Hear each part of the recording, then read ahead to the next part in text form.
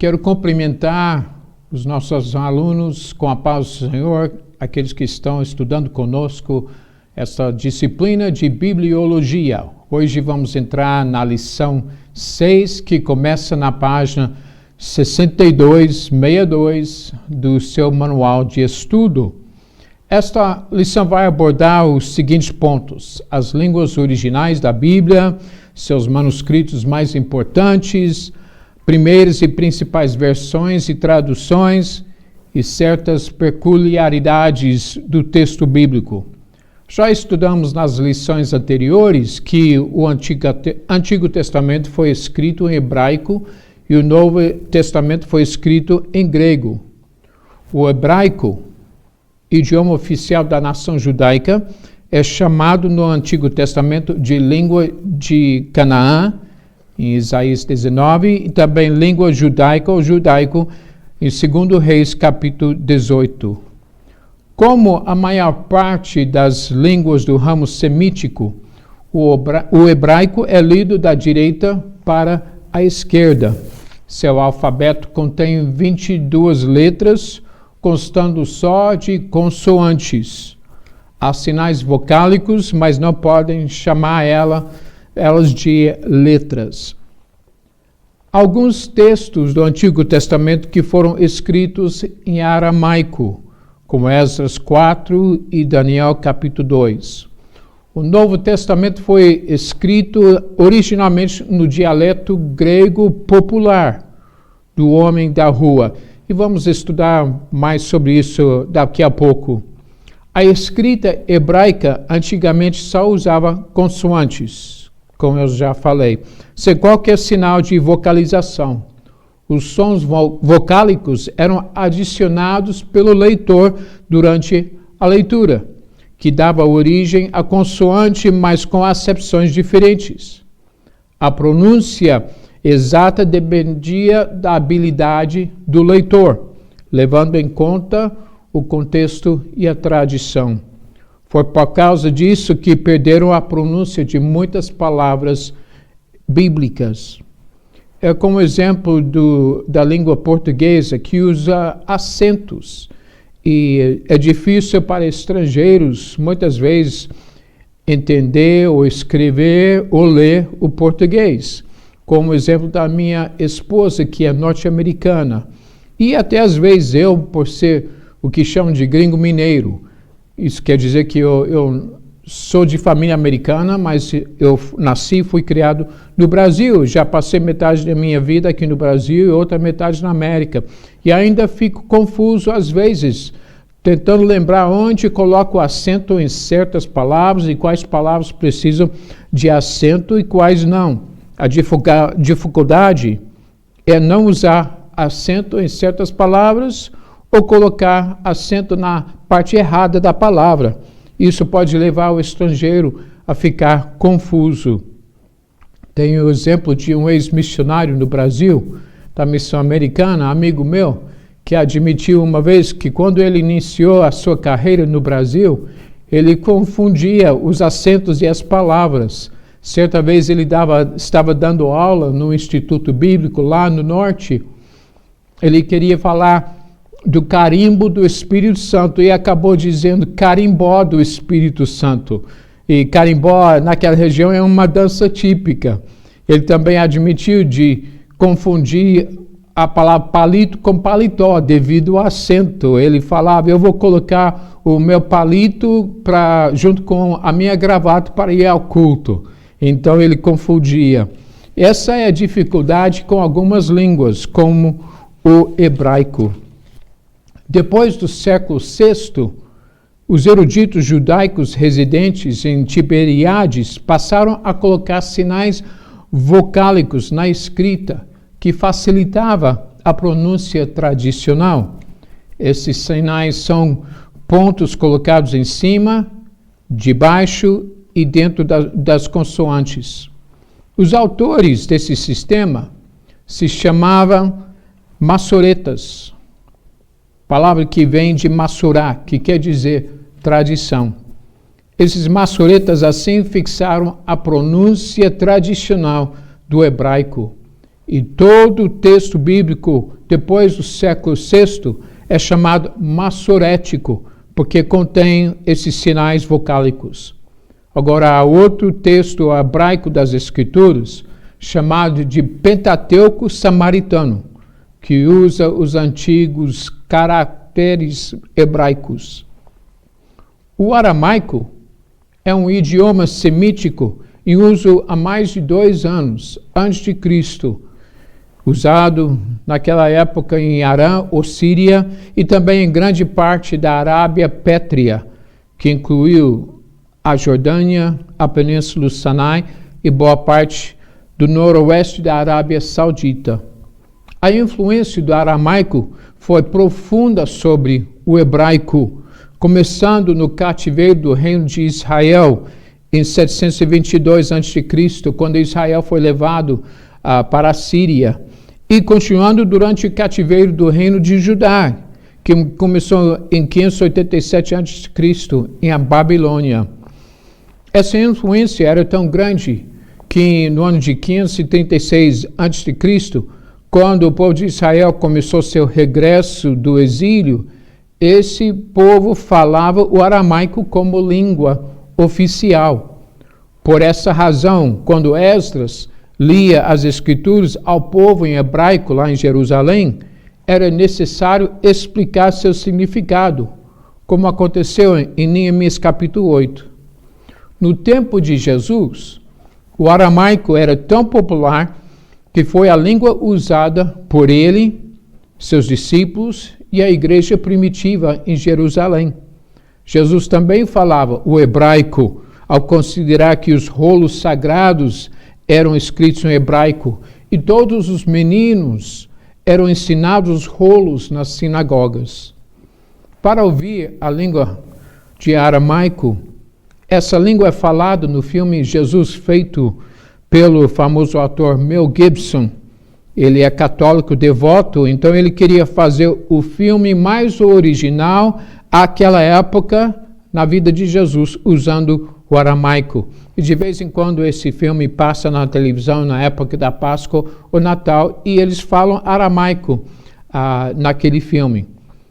O hebraico foi absorvido pelo aramaico, mas continuou sendo usado como a língua oficial do templo, das sinagogas, da liturgia, dos rabinos e eruditos e nos rolos sagrados.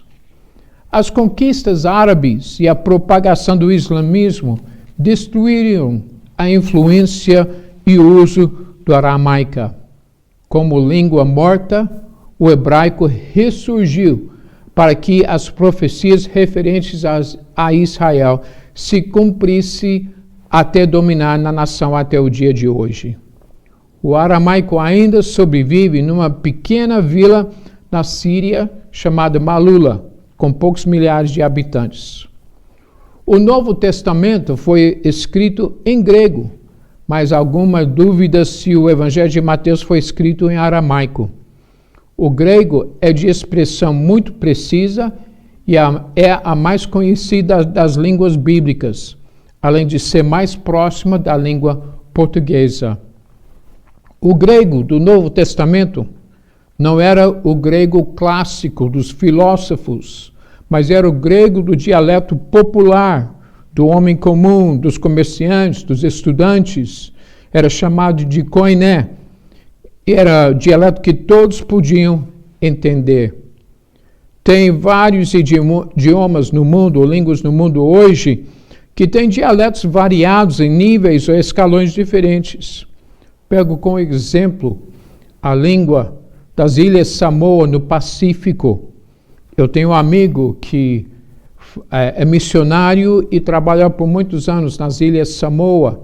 De fato, a esposa dele foi criada aqui no Brasil, era filha de missionária do saudoso missionário Gustavo Bergstrom, que trabalhou principalmente em Minas Gerais e também foi professor no Instituto Bíblico em Pindamonhangaba. E esse missionário, que eu chamo de Pastor Randall Hurst, ele é um gênio. E ele conseguiu aprender e falar os 4 dialetos da mesma língua nas Ilhas Samoa. Ele aprendeu a falar o dialeto mais elevado do rei das Ilhas Samoa e da sua corte. Ele também aprendeu a falar o segundo dialeto, que era da nobreza daquela sociedade. Ele aprendeu a falar o dialeto dos comerciantes e o dialeto do povo comum. Então ele aprendeu esses 4 dialetos e podia conversar com qualquer um no país. De fato, o rei chamava ele de vez em quando para conversar com ele. E tem vários idiomas, como o grego, com essa configuração.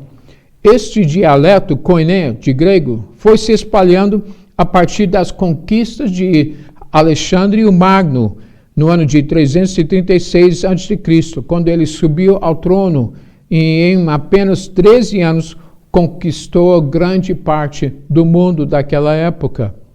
A Grécia, um dos 4 grandes impérios do Antigo Testamento, citados na visão da estátua em Daniel, tornou-se império mundial e assim toda a terra conhecida recebeu influência da língua grega. Assim, Deus preparou este modo de veículo para disseminar o Evangelho até os confins do mundo no tempo oportuno. No início do cristianismo, o Evangelho pregado ou escrito em grego podia ser compreendido pelo mundo inteiro. Então Deus usou a língua de grego para cumprir isso. A história da Bíblia, como chegou até nós, é encontrada em seus manuscritos. Manuscritos são rolos ou livros da antiga literatura escritos à mão. É assim que o texto da Bíblia foi preservado e transmitido. MS é a abreviatura designando a palavra manuscrito nos tratados sobre a Bíblia. E o plural dessa palavra é MSS de 2 formas. Em nossos dias, há cerca de 4.000 manuscritos da Bíblia que foram preparados entre o século II e o século XVI. Certo dia, eu e minha esposa estávamos viajando pelos Estados Unidos de carro, visitando igrejas. E numa certa cidade, nós passamos na frente desse prédio, que era um museu de dinossauros. E parecia que tinha um dinossauro tentando fugir pela parede do museu. Então paramos para ver, curiosos. Entramos lá e descobrimos que o museu foi construído e criado por cientistas evangélicos. E era um museu que mostrava como aconteceu a criação, lá em Gênesis capítulos 1 e 2. Foi muito interessante ver lá fósseis de dinossauros que existiram milhões de anos atrás. E também, então, o museu explicou como era possível a existência dos dinossauros muito tempo atrás. E o museu também tinha cópias de manuscritos da Bíblia que existem hoje. E foi muito interessante ver essas cópias dos manuscritos para entender como a Bíblia foi escrita há tantos séculos atrás. Quanto ao formato, os manuscritos podem ser códices ou rolos. Códice é um manuscrito em formato de livro, feito de pergaminho. As folhas normalmente têm 65 centímetros de altura e 55 de largura. Esse tipo de manuscrito começou a ser usado no século II. O rolo poderia ser de papiro ou pergaminho. Era preso a 2 cabos de madeira para facilitar o manuseio durante a leitura, como podemos ver na foto na página 66 do seu manual de estudo. Este rolo era enrolado da direita para a esquerda e sua extensão dependia da escrita a ser feita. Mas não era fácil conduzir pessoalmente os 66 livros da Bíblia como fazemos hoje. Nós temos a Bíblia em um livro só, mas imagina carregar 66 livros com você. Há 2 tipos de caligrafia ou forma gráfica nos manuscritos bíblicos. Tem o uncial, que é o manuscrito de letras maiúsculas e sem separação entre as palavras. E tem depois o cursivo, é o manuscrito de letras minúsculas com espaço entre as palavras. Essa diferença surgiu no século X. Também tem palimpsesto, que é um manuscrito reescrito. A escrita primitiva foi raspada e novo texto foi escrito por cima. Isso acontecia devido ao alto preço do pergaminho. Hoje reclamamos do preço do papel, principalmente para imprimir livros, mas tinha esse problema lá atrás também. O alto preço do pergaminho às vezes levava os escritores a usar material de novo. Uma escrita era inutilizada para usar o mesmo material para escrever. Os manuscritos também não tinham sinais de pontuação, o que foi introduzido na literatura em época mais recente. Não há nenhum manuscrito original saído das mãos dos escritores bíblicos que seja conhecido. Até hoje não encontraram nenhum manuscrito original escrito por Moisés, o apóstolo Paulo. É provável que se existisse manuscrito original, a raça humana adoraria aqueles manuscritos mais do que adorar a Deus, o divino autor da Bíblia. Temos exemplo da serpente de bronze que Moisés fez no deserto para parar a praga de serpentes no meio do povo. E essa mesma serpente de bronze, séculos depois, foi adorada pelos israelitas, como vemos em 2 Reis capítulo 18. A falta de manuscritos bíblicos originais é devido ao seguinte: o costume dos judeus de enterrar todos os manuscritos arruinados pelo uso ou por outra coisa, assim evitando mutilação ou interpolação espúria. Outro motivo de não ter manuscritos originais é que os reis idólatras e ímpios de Israel podem ter destruído muitos manuscritos, como aconteceu com o primeiro manuscrito feito pelo profeta Jeremias, e ele conta no capítulo 36, que o rei Joaquim destruiu aquele rolo, então Deus mandou fazer outro. Um terceiro motivo por não termos manuscritos originais é o caso de Antíoco Epífanes, o monstruoso rei da Síria, que dominou a Palestina e foi extremamente cruel, tendo prazer em aplicar torturas. Ele decidiu exterminar a religião judaica e no ano de 168 a.C., ele assolou a cidade de Jerusalém.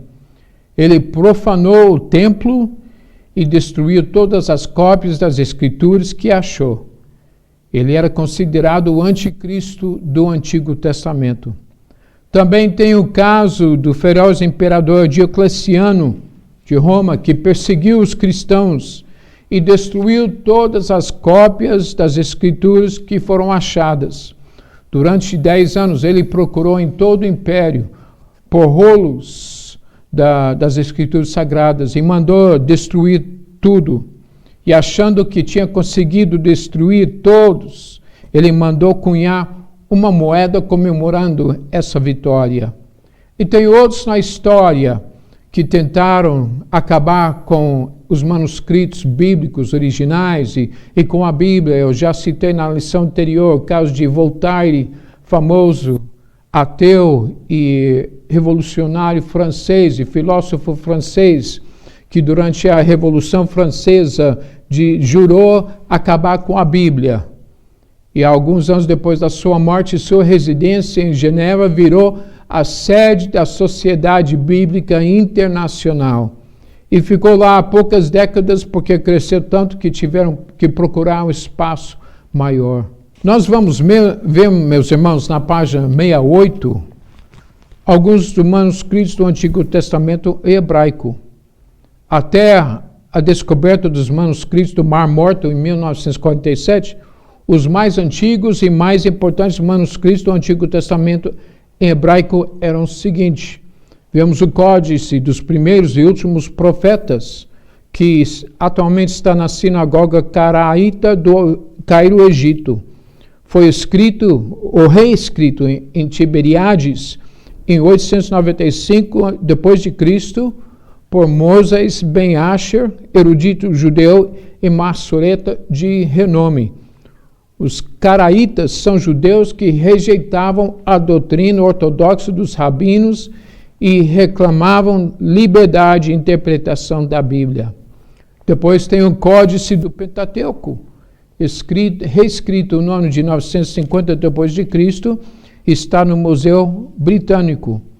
Tem um Códice Petropolitano, que vem da Crimeia e está na Biblioteca de São Petersburgo, na Rússia. Tem o Códice Alepo, que contém todo o texto do Antigo Testamento. Em 1948, cerca de 25% desse códice foram queimados num incêndio, onde estava na cidade de Alepo, na Síria. Hoje, esse códice está em Israel, onde está sendo utilizado no preparo de nova Bíblia hebraica por uma universidade de Jerusalém. Tem o Códice 19A, que está na Biblioteca de São Petersburgo, Rússia. Este é o manuscrito mais antigo, completo e datado do Antigo Testamento hebraico. Temos também na lista de manuscritos do Antigo Testamento hebraico o rolo de Isaías. Nos rolos descobertos próximo ao Mar Morto, em 1947, foi encontrado um manuscrito do profeta Isaías hebraico do ano 100 a.C., isto é, 1000 anos mais antigo que os mais antigos manuscritos até então existentes. E sendo que o texto deste rolo concorda com a nossa Bíblia que temos hoje, temos assim uma prova singular da autenticidade das Escrituras, considerando que esse rolo de Isaías tem agora mais de 2000 anos de existência.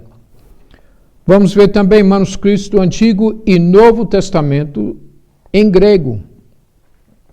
Os manuscritos mais antigos da Bíblia estão em grego. Tais manuscritos não são originais, mas cópias. Os originais saídos das mãos dos escritores se perderam. Temos, por exemplo, o Códice Vaticano, o B, pertence hoje à Biblioteca do Vaticano, e a data é de 325 d.C. Temos o Código Sinaítico, ou Aleph, que pertence ao Museu Britânico, é da data de 340 d.C. e foi descoberto no ano de 1844 no mosteiro de Santa Catarina, ao sopé do Monte Sinai.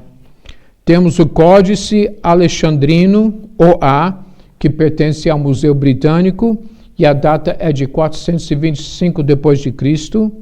Tem o Códice Efraimita, OC, encontra-se na Biblioteca Nacional de Paris, e a data é de 345 d.C. Também tem o Códice Bezae, OD, que pertence à Biblioteca da Universidade de Cambridge, na Inglaterra, e a data é do século VI. E tem o Códice Claromontano, o D2, que está na Biblioteca Nacional de Paris, e a data é do século VI. Ler muito, ler tudo, ler o tempo todo. Quem ama ler vai concordar. Melhor que ganhar um livro é ganhar uma editora inteira. Se você ama ler, este presente é para você. O selo editorial da ETAD nasceu e ele tem o nosso DNA. Arminiano, pré-tribulacionista, pentecostal de verdade e, acima de tudo, bíblico. Edições Bernardo Johnson. Para quem ama ler, ler muito, ler tudo, ler o tempo todo. Temos também uma lista das Bíblias impressas mais antigas. O Antigo Testamento impresso em hebraico primeiro. Esse primeiro texto do Antigo Testamento impresso em hebraico foi publicado em 1488 na Itália. O segundo texto mais antigo do Antigo Testamento impresso em hebraico é o constante da Bíblia chamada Complutensiana Poliglota, preparada pelo cardeal Ximenes de Cisneros na Universidade de Alcalá, próximo a Madrid, na Espanha. Foi impresso em 1514 a 1517. Tem a primeira Bíblia rabínica, preparada por Félix Pratensis e publicada em Veneza em 1516 a 1517. Tem o texto preparado por Jacob Ben Chaim, impresso por Daniel Bomberg em Veneza em 1524 a 1525, e tornou-se um texto padrão para estudo. Foi a segunda Bíblia rabínica impressa. Temos o texto de Amsterdã, publicado entre 1661 e 1667. Tem o texto de Van der Hout, publicado em 1705. Tem o texto de Kennicott, editado em 1776 a 1780. Tem o texto de Letteres, publicado em 1852.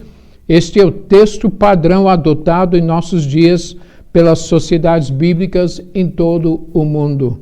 Tem o texto de Rudolf Kittel, de 1906, e o Novo Testamento impresso em grego.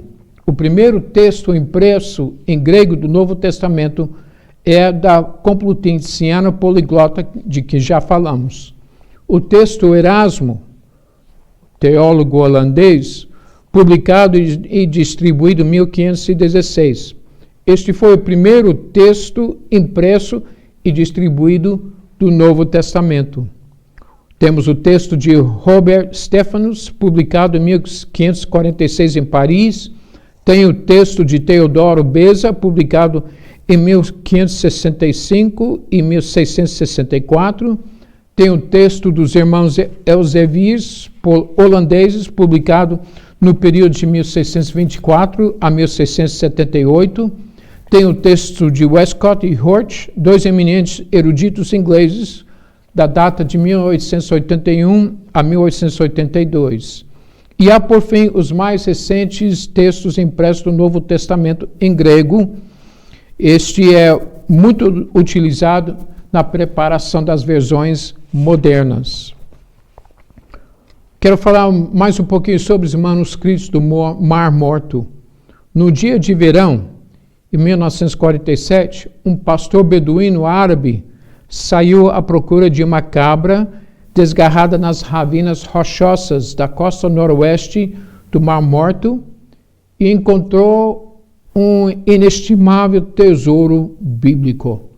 Ele entrou numa caverna e encontrou uma preciosa coleção de manuscritos bíblicos, 12 rolos de pergaminhos e centenas de fragmentos. Um dos rolos era um dos manuscritos de Isaías do ano 100 a.C. Os rolos estavam escritos em papiro e pergaminho, envolvidos em panos de linho. Outras cavernas foram vasculhadas e novos manuscritos foram encontrados. Pesquisas revelam que os manuscritos do Mar Morto foram escondidos pelos essênios, uma seita ascética judaica, que viviam lá naquela região durante a segunda revolução dos judeus contra os romanos, em 182 a 185 depois de Cristo. Os responsáveis dessa seita pela biblioteca esconderam tudo nas cavernas quando viram as tropas romanas se aproximando. Nas 267 cavernas examinadas, foram encontrados fragmentos de 332 obras ao todo. Encontraram, inclusive, cartas do líder dessa revolta, Bar Kokhba, em perfeito estado. Nos manuscritos encontrados, há trechos de todos os livros do Antigo Testamento, com exceção do livro de Esther. Vamos ver por último, meus irmãos, alguns critérios e mecanismos empregados para calcular a data de um manuscrito. Um mecanismo é calcular a data pela forma das letras, sendo que cada forma representa uma época, tanto no grego como no hebraico. É como a língua de português, que vem mudando pelos séculos. O português falado e escrito, lido hoje, é bem diferente do que 200 ou 300 anos atrás. Também é possível calcular a data pelo modo como estão escritas as palavras no texto, se as palavras são ligadas ou separadas. Isto também indica o tempo ou a época que foi escrito. Podem calcular a data de um manuscrito pelas letras iniciais de títulos e parágrafos, se são adornadas ou singelas. Isso também indica o tempo ou a época do escrito.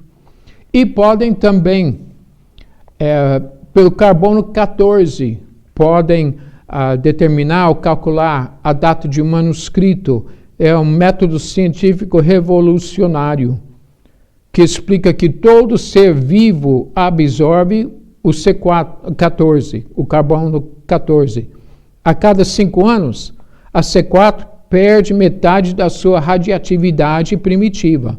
Se for medida a radioatividade da substância orgânica morta, observando quando deixou de absorver C4 ao morrer, basta calcular a idade do manuscrito. Como exemplo, um pano de linho que envolvia os manuscritos na caverna 1 dos rolos encontrados à beira do Mar Morto, ao ser testado, provou ser do ano 33 depois de Cristo. Foi o ano em que a planta deixou de existir. E outra forma de calcular a data de um manuscrito é pelos raios-x, que também pode determinar a idade de objetos antigos. Meus irmãos, nós vamos na próxima aula estudar a lição 6. Que Deus abençoe os irmãos e seus estudos. Até lá.